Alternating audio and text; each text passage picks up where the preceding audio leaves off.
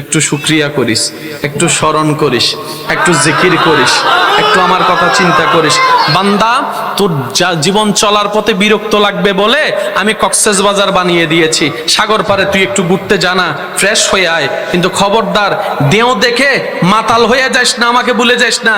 ওই দেও দেখে দেখে চিন্তা করবি, কোনো প্রকার মেশিন ছাড়া, দেওয়াল ছাড়া, কোনো কারণ ছাড়াই ওই দূরে পানিটা একদম সচ্ছলতার সাথে আস্তে আস্তে পারে, আস্তে আস্তে দেও হয় কেমনে, দেও হয় কেমনে, তখন আমি রবের একটু আসমানের দিকে তাকাই, আমার শুকরিয়া আদায় করিস।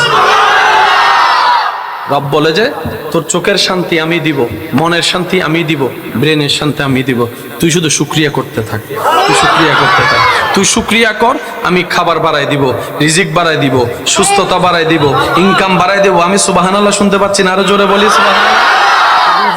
তুই শুধু টাইমে টাইমে আমার হুকুমটা মানবি, টাইমে টাইমে আমার নবীর সুন্নত দিয়ে আমার হুকুমটা, আদেশটা পালন করবি, টাইমে টাইমে সুযোগে সুযোগ